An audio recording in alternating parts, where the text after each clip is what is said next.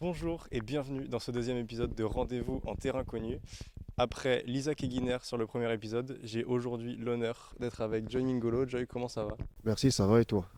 Je vais te laisser te présenter un petit peu pour les gens qui ne te connaissent pas. Bon, déjà, moi, c'est Mingolo Joy, 33 ans, joueur au Nantes Métropole Futsal, au poste de meneur. Et je suis ravi d'être avec vous et bonjour à sa communauté. Pour commencer l'interview, est-ce que tu te souviens de la première fois où tu as joué au futsal? Je me souviens de la première fois où j'ai joué au foot en salle. C'est sur un temps de périscolaire avec l'école, du moins. Et bon, ça n'a rien à voir avec ce que je fais aujourd'hui, mais c'est un peu de similitude. Et après, la vraie première fois où j'ai touché un ballon de futsal, c'était sur un tournoi avec le FC Nantes. C'était sur un tournoi d'hiver et ça commençait déjà à me plaire. Et, euh, et voilà. À l'époque, tu venais plus du foot à 11 ou est-ce que tu as tout de suite commencé Comme je viens de le dire, je viens du FC Nantes de base, où j'ai commencé par le foot à 11. J'ai fait toutes mes classes jusqu'en senior, avec une petite coupure entre U14 et U16. Mais non, j'ai fait toutes mes gammes au foot et la première fois que j'ai touché un ballon, c'était en double licence. Un ballon de futsal, c'était en double licence. Qu'est-ce qui t'a plu dans le futsal au point d'aujourd'hui en faire ton sport principal? La proximité, le fait de toucher le ballon, les changements illimités. Et bien sûr, un peu, ça joue un peu bien sûr, et la température, hein. Un peu comme tout le monde, hein. Je suis un peu frileux et le moment de l'hiver, c'est compliqué. Comment est-ce qu'elle s'est passée ta vraie première opportunité dans un club? De jouer globalement au futsal. Première fois, c'est quelqu'un de mon quartier qui avait monté un club de futsal où c'était des anciens. Et un jour, bon, bah, il a voulu donner notre chance aux jeunes. Il nous a dit, venez avec votre groupe d'amis, essayez. Et on a tout de suite accroché, hein. Mais c'était au niveau départemental et à l'époque, je m'en souviens, on ne pouvait même pas monter de niveau, vu qu'il n'y avait pas assez d'équipes. Est-ce qu'il y a une personne qui t'a influencé ou du moins plus encouragé que les autres à te lancer dans le futsal?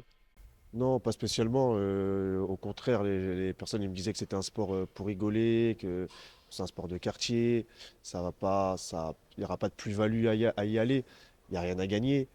Mais je dirais la personne qui m'a donné envie, c'est Fabrice Cacognol. Quand il est venu me chercher bah, dans mon club où j'étais, et il m'a donné l'opportunité de m'entraîner avec la D1 et puis d'y jouer, quoi.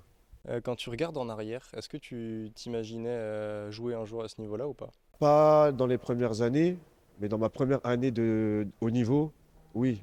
Je me suis dit oui, c'est ce que je vais faire. Et, je suis quelqu'un de compétiteur. Et comme je t'ai précédemment dit sur les caractéristiques du futsal, tout collait avec ma personnalité et mon jeu en fait. Tu portes les couleurs de Nantes depuis maintenant plusieurs saisons. Qu'est-ce qui te lie à ce club? Tout, hein. Je suis nantais, j'ai jamais bougé. J'ai fait un peu les trois clubs de Nantes, les trois plus gros clubs. Mais c'est vrai qu'il y a une relation particulière avec le club de Nantes Paul, qui est celui où lequel j'ai le plus évolué et que je pense où j'y ai eu le plus d'émotions, bien comme mauvaises. Donc oui, c'est un club qui me tient quand même à cœur. Qu'est-ce qui rend ce club unique à tes yeux, que ce soit sur ou en dehors du terrain? À vrai dire, pour l'instant, tous les clubs de futsal à peu près se ressemblent en D1, mais ce qui le rend unique, c'est que c'est le seul club de Nantes qui est au niveau depuis tant d'années en fait, et qui continue à grandir tout le temps et qui s'arrête pas. Et vous allez le voir ce soir un peu, hein, que ça n'a rien à voir avec avant. Comment est-ce que tu décrirais l'ambiance dans le vestiaire cette saison? Oh, joyeuse depuis 2 3 ans. Bon, malgré les résultats en dents de scie un peu, l'ambiance elle est toujours top. Il y a des gars voilà, qui aiment rigoler. Et de toute façon, je pense que avant la tactique, avant le futsal en lui-même, d'abord il faut une bonne cohésion de groupe. Ouais, Au c'est niveau ça. du vestiaire, si elle n'est pas bonne, Il faut il n'y l'humain aura avant. rien. Voilà, il faut l'humain. Tu as connu plusieurs générations de joueurs à Nantes. Comment est-ce que le club a évolué selon toi? Le club il aurait pu être un peu plus haut, je pense, en termes de niveau de joueur. Après, il y a les aléas de tout ce qui entoure le futsal, que ce soit au niveau argent, installation et tout ça qui rentre en compte. Mais oui, j'ai vu tellement de joueurs qui aujourd'hui sont au haut niveau, que ce soit en France ou dans d'autres championnats, que tu te dirais, mais si vous aviez gardé ces joueurs-là, bah, peut-être que vous aurez déjà un championnat en fait. Est-ce que tu as un souvenir fort, que ce soit une saison au global ou même un match en particulier qui t'a marqué? Bah, les saisons, comme je t'ai dit, il y a plein de moments forts, que ce soit négatif ou positif. J'ai la montée avec mon club en D2.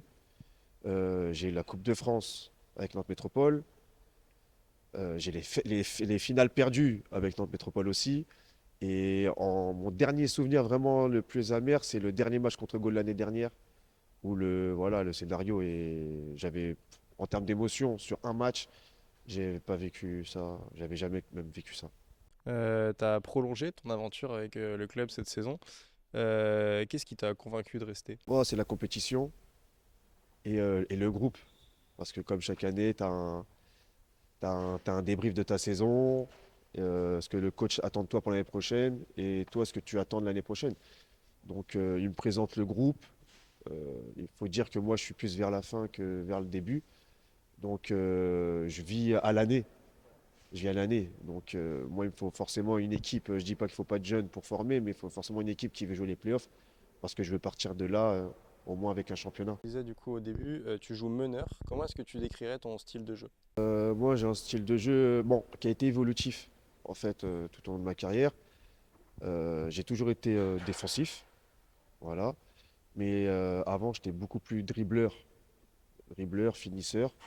Au fil du temps, quand tu montes de niveau, il y a des joueurs qui ont des spécialités, qui, eux, sont des vrais finisseurs. Donc, moi, mon rôle, je le décrirais plus défensif, qui peut apporter en attaque parce que je sais que je suis capable de marquer. Même si je marque pas beaucoup, je me procure pas beaucoup d'occasions non plus. Donc, je suis assez, on va dire, entre guillemets, efficace devant le but. Et voilà, c'est d'apporter, de récupérer un ballon, de lancer une contre-attaque. Mais voici mon rôle. Et en tant que coéquipier, la cohésion de groupe, bien sûr. Comme je t'ai dit, ça va de soi. Tu peux être le meilleur sur le terrain si tu n'es pas un bon coéquipier. Dans les vestiaires, voilà, tu prendras pas de plaisir. Quelles sont tes principales qualités selon toi sur le terrain et éventuellement des points aussi à améliorer? Comme je t'ai dit, hein, le côté défensif. Après, je suis un joueur assez complet. Je suis très bon, on va dire, niveau défensif. Et je suis un peu bon un peu partout. Voilà. Donc, ce que je peux améliorer, c'est un peu tout, en fait. C'est un peu tout. Il faut toujours vouloir, même tes points positifs, tes points forts, il faut les améliorer. Et donc voilà, maintenant, j'aimerais marquer plus cette année, forcément, parce on a des joueurs qui sont partis et qui marquaient, donc il faut bien combler ce manque-là. Mais j'aimerais bien être plus décisif cette année, ou plus décisif dans tous les matchs, entre guillemets. Est-ce que tu as un modèle ou un joueur qui t'inspire, que ce soit dans le futsal ou même un autre sportif? Moi, je suis plutôt côté. De base, je suis du foot à 11, donc mes modèles, c'était le foot à 11, mais comme je t'ai dit, je suis plutôt joueur brésilien, moi, de base, tu vois. Donc mes modèles, ça serait tout ce qui est Ronaldinho, Ronaldo, tout ça. Après, dans le futsal, j'ai pas particulièrement. Je pense que je suis arrivé hyper tard pour avoir un modèle. Je suis arrivé très tard dans le monde haut niveau. Donc après, il y a des joueurs que j'aime bien, mais j'ai pas de modèle particulier. Moi, mes modèles, c'est mes coéquipiers. Je regarde ce qu'ils font, j'essaye des fois de reproduire, avec plus ou moins de chance, bien sûr. Comment est-ce que tu te prépares avant un gros match? Avant un gros match, je fais rien de spécial, hein, je vais pas te mentir. Des fois, je peux regarder leurs matchs qu'ils avaient avant. Je peux regarder mes matchs à moi, ce que j'ai fait de bien, ce que j'ai pas fait de bien. Je peux rester en famille, je peux aller dehors. Après, pour ce qui est de l'avant-match, viens ici. On a une séance vidéo généralement. Et après, plutôt musique ou dans les gradins avec la famille qui viennent voir. Et sinon, avec les adversaires, on parle un peu et il n'y a pas de particularité. À ton âge et avec ton expérience, du coup, quel rôle tu joues auprès des plus jeunes dans l'équipe? Ça dépend avec lesquels en fait. Il y a ceux qui veulent apprendre et qui savent qu'ils ont du chemin à faire, qu'ils écoutent et qu'ils essayent d'appliquer. Avec ceux-là, je suis plutôt tranquille et on rigole beaucoup. C'est ce que je cherche, moi, de toute façon, toujours rigoler. Mais après, avec ceux qui traînent des pieds un peu, je suis un peu dur, mais je le fais pour eux. Il n'y a rien il y a rien de méchant, en fait. Je suis dur pour les piquer un peu. Et après, passer le vestiaire, on rigole. Mais je suis plutôt tranquille. T'es aussi impliqué dans la sélection U17. Qu'est-ce que ça t'apporte d'être du côté encadrement? Ah, ça m'apporte de la sérénité pour l'après-carrière, d'accord? Ça me permet aussi de revoir des bases fondamentales. Mais comme je t'ai dit, c'est pour l'après-carrière, on est plus vers la fin que vers le début. Et j'aime transmettre, donc c'est important de redonner ce qu'on nous a appris. T'as déjà pensé à ta deuxième vie après joueur? Moi, je veux encadrer, je vais être dans le monde soit du futsal, soit du foot à 11. Bon, j'espère dans le futsal. Mais après, ce que je veux exactement, je ne sais pas encore si je vais être entraîneur ou encadrer un club ou juste être adjoint. Je ne sais pas exactement la spécialité que je voudrais, mais pour l'instant, je touche un peu à tout. Voilà, je suis entraîneur dans un club de futsal, je suis directeur sportif dans un autre club de futsal et je suis avec la sélection, ce qui me permet de toucher un peu on va dire un niveau au-dessus. Si tu devais transmettre une seule chose aux jeunes, ce serait quoi? Le travail, hein. Le futsal, en dehors des autres sports, c'est que c'est un sport très, oui, c'est un sport collectif, mais tellement réduit en termes d'effectifs que finalement, c'est que des qualités individuelles et prise de responsabilité individuelle.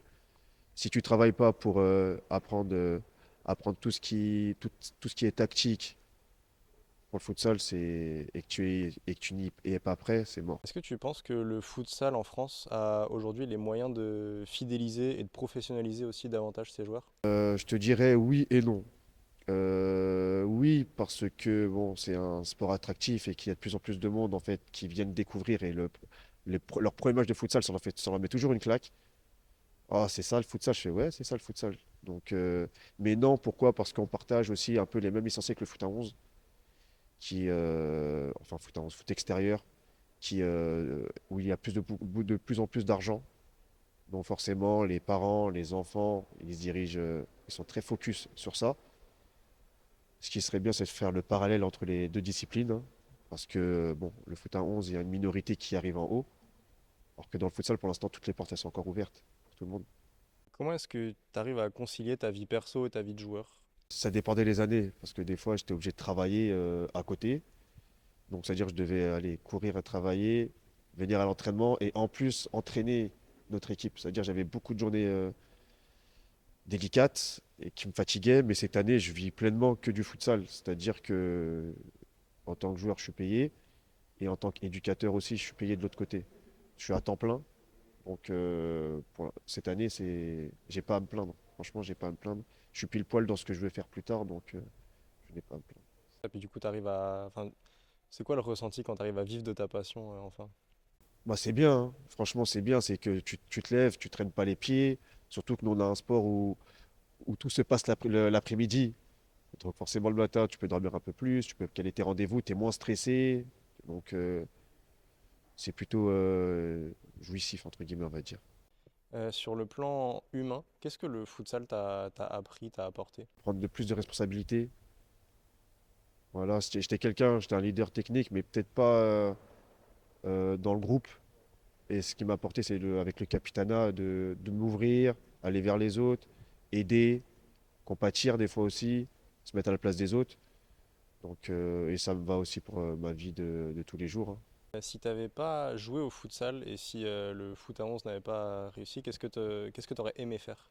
Bah, j'aurais aimé, je pense, j'aurais été dans le sport, dans l'animation, j'aime bien animer. Donc peut-être dans l'animation sport pour tous ou loisirs. Et là, je me suis découvert un truc, c'est l'arbitrage. Peut-être que j'aurais aimé qu'on me parle avant de l'arbitrage. Si jamais je n'étais pas joueur, bien sûr. Comment est-ce que tu te décrirais en dehors du terrain? Oh, ça dépend, ça dépend. Je peux être quelqu'un d'assez joyeux. Après, il n'y a pas de gris. C'est tout noir ou tout blanc. Ça veut dire si je suis pas content, tu vas le voir, je suis pas content. Donc, non, je suis plutôt quelqu'un de tranquille, hein. Sinon, les gens, ils voudraient pas aller manger avec moi, par exemple, en dehors du foot. Qu'est-ce qui te motive à continuer, du coup, à 33 ans maintenant, à t'entraîner avec la même envie? Bah, j'ai plusieurs derniers objectifs. C'est, comme je t'ai dit, je cherche pas à cumuler les titres. Je veux ramener le seul titre qui manque à Nantes, c'est le championnat. Donc déjà, ça, une fois que ça sera fait, je verrai. Après, forcément, qui dit titre, dit Ligue des Champions peut-être. Connaître aussi ça. Et après, je pense que la boucle sera bouclée en tant que joueur. Et après, le prochain gros rêve, c'est que mon club où j'ai commencé au tout départ monte en D1 et les aider et mettre ma pierre à l'édifice. Merci Joy de nous avoir accordé de ton temps. C'est super cool. En plus, on sait que tu as un match ce soir, donc on te souhaite bonne chance et on espère la victoire ce soir. Merci à vous d'avoir suivi ce deuxième épisode de Rendez-vous en terrain connu. On se retrouve très vite pour le troisième épisode. En attendant, moi je vous dis salut.